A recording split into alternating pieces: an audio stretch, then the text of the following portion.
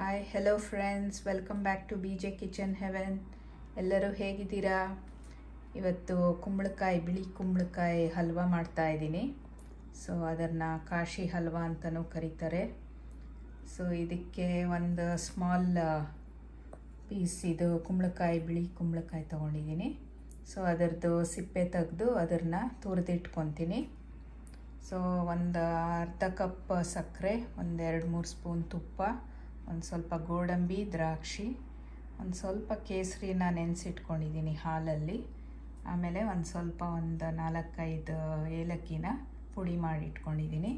So ಬನ್ನಿ ನೋಡೋಣ ಹೇಗೆ ಮಾಡೋದು ಅಂತ. ಸೊ ನೋಡಿ, ಈ ಥರ ತುರಿದಿಟ್ಕೊಂಡಿದ್ದೀನಿ. ಸೊ ಇವಾಗ ಇದನ್ನು ಪ್ಯಾನ್ಗೆ ಹಾಕೋಣ. ಸೊ ಒಂದು ಅಗಲವಾಗಿರೋ ಪ್ಯಾನ್ನ ಸ್ಟವ್ ಮೇಲೆ ಇಟ್ಟಿದ್ದೀನಿ. ಈಗ ಇದನ್ನು ಈ ಪ್ಯಾನ್ಗೆ ಹಾಕ್ಕೊಳ್ಳೋಣ.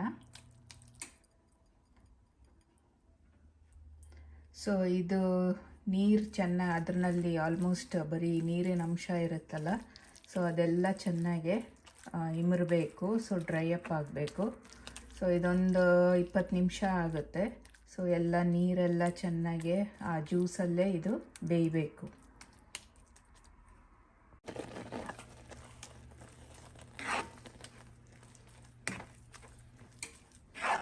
ಸ್ವಲ್ಪ ಅವಾಗ ಇದನ್ನು ತಿರುಗಿಸ್ಕೊಡ್ತಾ ಇರಬೇಕು. ಸೊ ಇದನ್ನು ಚೆನ್ನಾಗೆ ನೀರೆಲ್ಲ ಡ್ರೈ ಆಗೋ ತನಕ ಏನು ತೊಂದರೆ ಇಲ್ಲ. ಆದರೆ ಸ್ವಲ್ಪ ಇದರ ಕಡೆ ಗಮನ ಕೊಟ್ಟು ಅವಾಗ ತಿರುಗಿಸ್ಕೊಡ್ತಾ ಇರಬೇಕು.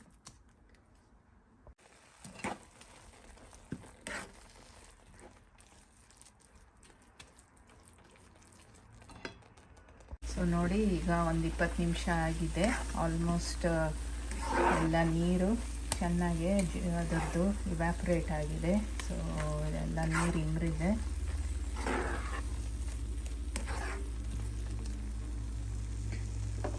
ಈಗ ಈ ಸ್ಯಾಫ್ರನ್ ಇದಕ್ಕೆ ಹಾಕೋಣ.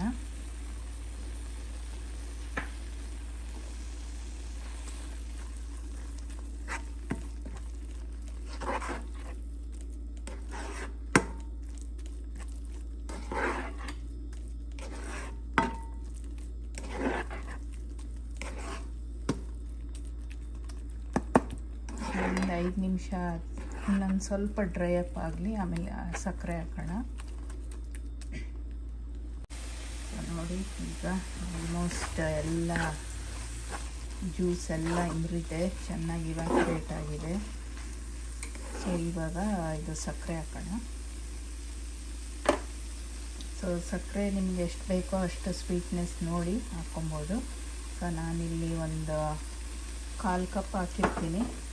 ನೋಡೋಣ ಅದು ಸ್ವೀಟ್ ಎಷ್ಟು ಇನ್ನು ಬೇಕು ಅಂದರೆ ಆ್ಯಡ್ ಮಾಡ್ಕೊಬೋದು.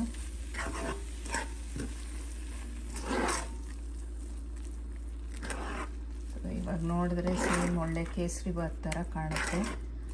ಸೊ ಇದೊಂದು ಸ್ವಲ್ಪ ಚೆನ್ನಾಗೆ ಒಂದು 5 ನಿಮಿಷ ಇದರಲ್ಲಿ ಸಕ್ಕರೆ ಅದು ಚೆನ್ನಾಗಿ ಬೇಯಬೇಕು. ಆಮೇಲೆ ಅದಕ್ಕೆ ಗೋಡಂಬಿ, ಆಮೇಲೆ ದ್ರಾಕ್ಷಿ ತುಪ್ಪದಲ್ಲಿ ಹುರಿದ್ಬಿಟ್ಟು ಹಾಕೋಣ.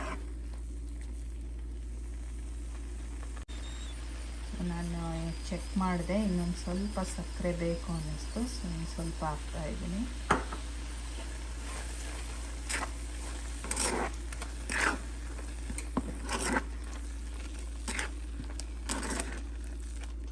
ಸೊ ಈಗ ಪುಡಿ ಮಾಡಿ ಇಟ್ಕೊಂಡಿದ್ದ ಏಲಕ್ಕಿ ಪುಡಿನೂ ಸೇರಿಸ್ಬಿಡೋಣ.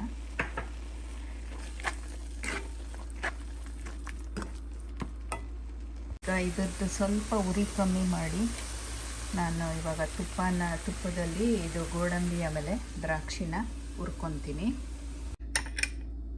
ಸ್ವಲ್ಪ ತುಪ್ಪ ಹಾಕ್ತಾಯಿದ್ದೀನಿ. ಒಂದು 2-3 ಸ್ಪೂನ್ ಹಾಕ್ತಾಯಿದ್ದೀನಿ.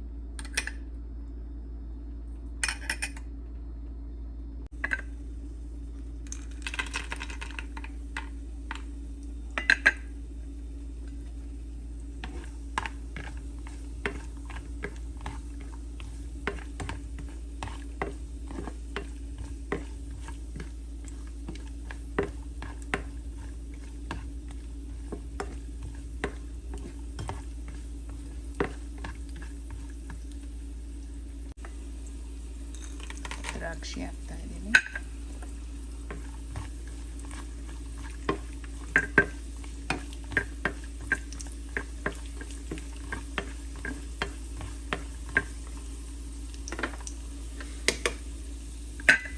ಸೊ ಅದನ್ನು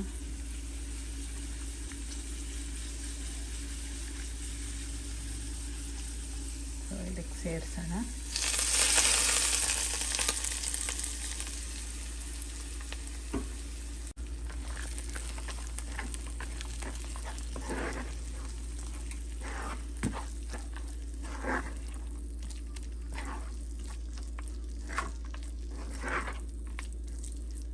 ಸೊ ಈಗ ಇದ್ರದ್ದು ಉರಿ ಸ್ವಲ್ಪ ಎತ್ಬಿಟ್ಟು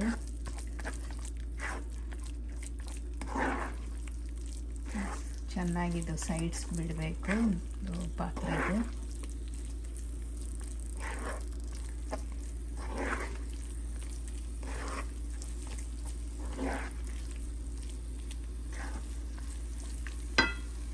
ಸೊ ನೋಡಿ ಇವಾಗ ಸೈಡ್ಸ್ ಎಲ್ಲ ಬಿಟ್ಟು ನೀಟಾಗಿ ಇದೆಲ್ಲ ಇವಾಗ ಮಧ್ಯಕ್ಕೆ ಬಂದಿದೆಯಲ್ಲ. ಸೊ ಕಲರ್ ನೋಡಿ ಎಷ್ಟು ಪರ್ಫೆಕ್ಟಾಗಿದೆ. ಸೊ ನಾವು ಏನು ಕಲರ್ ಆ್ಯಡ್ ಮಾಡಿಲ್ಲ, ಬರೀ ಸ್ಯಾಫ್ರನ್ ಮಾತ್ರ ಆ್ಯಡ್ ಮಾಡಿದ್ದು.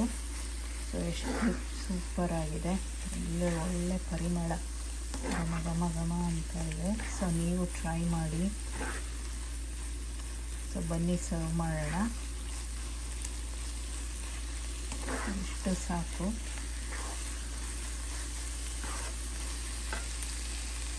ನೋಡಿ ಇವಾಗ ಕ್ಲೀನಾಗಿ ಎಲ್ಲ ಸೈಡ್ಸನ್ನು ಬಿಟ್ಟಿದೆ ಅಲ್ವಾ. ಸೊ ಈಗ ಇದು ಸ್ವಿಚ್ ಆಫ್ ಮಾಡಿಬಿಟ್ಟು ಸರ್ವ್ ಮಾಡೋಕ್ಕೆ ರೆಡಿ ಇದೆ.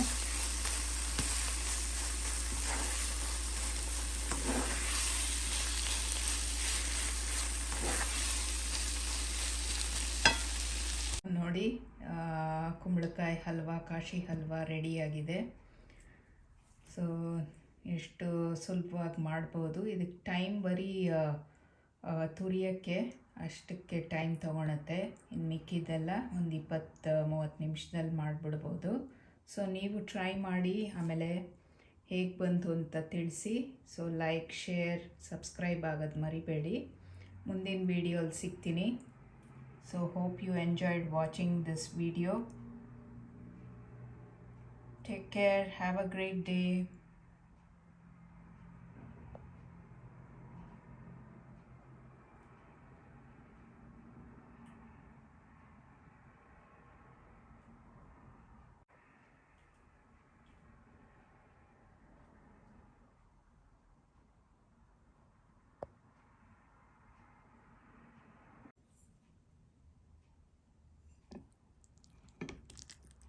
ನೋಡಿ ಎಷ್ಟು ಜ್ಯೂಸಿಯಾಗಿ ಕಾಣುತ್ತೆ, ಎಷ್ಟು ಚೆನ್ನಾಗಿದೆ.